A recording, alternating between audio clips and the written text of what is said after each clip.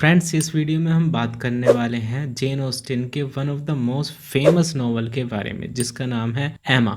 सबसे पहले इसके की फैक्ट्स के बारे में बात करते हैं। इसका फुल टाइटल है एमा और ये लिखा गया था 1840 में और ये पब्लिश हुआ था 1850 में। और जब ये लिखा गया तो लिटरेरी पीरियड चल रहा था रोमांटिसिज्म। और इस नॉवल का जॉनरा है कॉमेडी ऑफ मैनर, मतलब इस नॉवल की जो कैटेगरी है वो है कॉमेडी ऑफ मैनर। और इस नॉवल की जो सेटिंग रखी गई है वो रखी गई है एक फिक्शनल विलेज में जिसका नाम है हाईबरी और बॉक्स हिल, नॉर्थ सरी और ऑल अराउंड द इंग्लैंड। और इस नॉवल का जो पॉइंट ऑफ व्यू है वो है थर्ड पर्सन ओमनिशिएंट।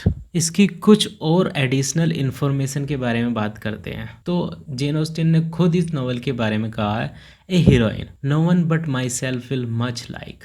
मतलब जेन ऑस्टिन अपने इस कैरेक्टर को सबसे ज़्यादा पसंद करती थी और इस पर्टिकुलर नॉवल पर सबसे पहले मूवी बनी थी 1995 में। सो अगर आपको ये मूवी देखनी है तो आप इस नाम से मूवी सर्च कर सकते हैं और देख सकते हैं। नॉवल की समरी को डिस्कस करने से पहले इसके कुछ इंपॉर्टेंट कैरेक्टर के बारे में बात करते हैं। तो सबसे पहला कैरेक्टर आता है नॉवल के प्रोटोगोनिस्ट का, जो खुद एमा वुडहाउस है। एमा बहुत ही खूबसूरत लड़की है जो हाईबरी नाम की एक विलेज में रहती है और वो पूरे विलेज में फेमस है, यानी कि बहुत ही खूबसूरत, बहुत ही काइंड है वो। और इसके साथ साथ में वो काफ़ी रिच भी है और वो अपने बूढ़े पिताजी के साथ में रहती है। एमा की जो लाइफ है वो काफ़ी कंफर्टेबल है। अब बात करते हैं दूसरे करेक्टर की। सो नेक्स्ट करेक्टर है मिसिस जॉर्ज नाइटली का।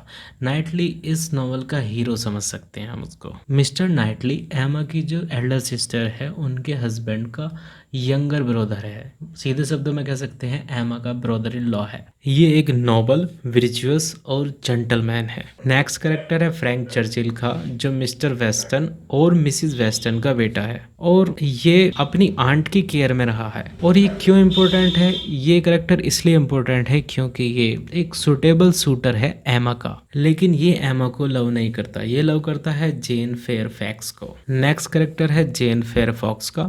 जेन एमा की तरह काफ़ी खूबसूरत है, काफ़ी अच्छी लड़की है, लेकिन ये एमा से जलती है और ये बाद में फ्रैंक चर्चिल से शादी कर लेती है। सो ये थे कुछ इम्पोर्टेंट करेक्टर इस नॉवल के। अब बात करते हैं इस नॉवल की समरी के बारे में।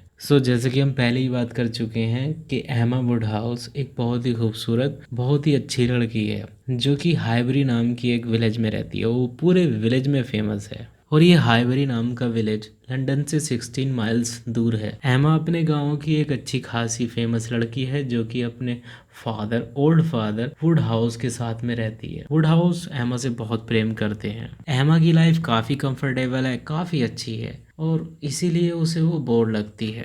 इसलिए अपनी लाइफ को कुछ एंटरटेन करने के लिए वो डिसाइड करती है कि अपनी ज़िंदगी में वो कभी शादी नहीं करेगी। लेकिन साथ ही साथ उसकी एक फ्रेंड है हैरियट स्मिथ, उसके लिए वो डिसाइड करती है कि उसके लिए हस्बैंड वो तलाश करेगी और अपनी फ्रेंड की शादी कराएगी। इसके लिए वो डिसाइड करती है कि हैरियट स्मिथ जो कि उसकी फ्रेंड है, अच्छी फ्रेंड है, उसे एक जेंटल वुमेन बनाएगी जिससे कि उसकी शादी अच्छी हो सके। एमा हैरियट को एडवाइस देती है हस्बैंड्स के बारे में कि उसे क्या चूज़ करना चाहिए और क्या छोड़ देना चाहिए। अगर उसे एक अच्छी लाइफ स्पेंड करनी है तो उसे एक हस्बैंड जो पैसे वाला हो उसको चुनना चाहिए। ये सारी चीज़ें एमा अपनी फ्रेंड हैरियट स्मिथ को सिखाती है। यहाँ पर इस सीन में एक लड़का है रॉबर्ट मार्टिन नाम का। वो एक फार्मर है लेकिन वो हैरियट स्मिथ को प्रेम करता है, उसे चाहता है और उससे शादी करना चाहता है। और एमा उसको एडवाइस देती है कि रॉबर्ट मार्टिन एक अच्छा आदमी नहीं है क्योंकि वो एक फार्मर है, वो उसके लिए सही नहीं है, उसे जो है उसे छोड़ देना चाहिए। और एक और लड़का है जिसका नाम है मिस्टर एल्टन, वो एक क्लर्जी है, उससे शादी कर लेनी चाहिए। हैरियट एमा की सारी बातें मान जाती है और रॉबर्ट मार्टिन को छोड़ देती है और अपना जो कंसंट्रेशन है वो सारा मिस्टर एल्टन पर लगा देती है। एमा हैरियट को गाइड करती है कि किस तरह मिस्टर एल्टन को उसे इम्प्रेस करना है। लेकिन क्या होता है, जब वो तीनों आपस में मिलते हैं, मीटिंग्स होती हैं, तो मिस्टर एल्टन का जो ध्यान है वो हैरियट पर कभी नहीं जाता। किस पर लग जाता है? एमा पर लग जाता है और उसे लव हो जाता है एमा से, स्पेशली एमा की वेल्थ से। और जब ये चीज़ एमा को पता चलती है तो उसे रियलाइज़ होता है कि मैच मेकिंग इतनी आसान चीज़ नहीं होती। हैरियट की शादी कराने के चक्कर में वो खुद फंस जाती है। मिस्टर नाइटली एमा का एक अच्छा फ्रेंड है और वो एमा को टाइम टाइम पर एडवाइस करता रहता है। और जब उसे पता चलता है कि एमा ने इस तरह से हैरियट स्मिथ के साथ में किया है तो वो एमा को समझाता है कि उसने ये सारी चीज़ें गलत की हैं, उसे ऐसा नहीं करना चाहिए था। एमा मिस्टर नाइटली के एडवाइस को अप्रिशिएट करती है लेकिन मानती कभी नहीं। और एमा को तब शौक लगता है जब उसकी फ्रेंड हैरियट स्मिथ कन्फेस करती है कि वो मिस्टर नाइटली से प्यार करने लगी है। और इसके बाद एमा को भी रियलाइज़ होता है कि वो भी मिस्टर नाइटली से लव करती है।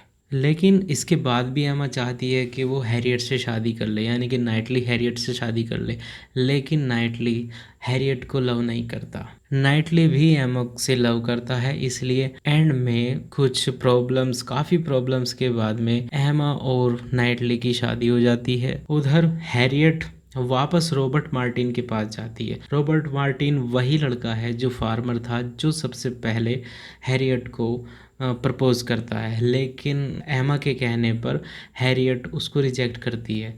लेकिन हैरियट फिर दोबारा, ये सारी चीज़ें होने के बाद में हैरियट रॉबर्ट मार्टिन के पास जाती है और कन्फेस करती है कि वो रॉबर्ट मार्टिन को चाहती है और उससे शादी करना चाहती है। और एंड में इन दोनों कपल्स की ज़िंदगी में सब कुछ ठीक ठाक हो जाता है, एमा, नाइटली और हैरियट और मार्टिन के बीच में। इस मेन स्टोरी के साथ साथ में कई छोटी छोटी स्टोरीज और भी चलती हैं, जैसे कि फ्रैंक चर्चिल जो कि एमा से शादी करने के लिए आता है, लेकिन वो एमा से शादी ना करके जेन फेयरफैक्स को प्रपोज कर देता है और जेन भी फ्रैंक से शादी कर लेती है। सो शॉर्ट में इस नॉवल की यही समरी है। और इस नॉवल में जेन ऑस्टिन ने दिखाया है कि सोशल क्लास कितनी इम्पोर्टेंट है। सोशल क्लास ही डिसाइड करती है कि किसको किससे शादी करनी है, किससे फ्रेंडशिप करनी है और किससे लव करना है। ये नॉवल एक तरह से उस टाइम की सोशल कंडीशंस पर एक सटायर था। और मैरिज और लव तो जेन ऑस्टिन के नॉवल में कॉमन सी चीज़ें हैं जो हमें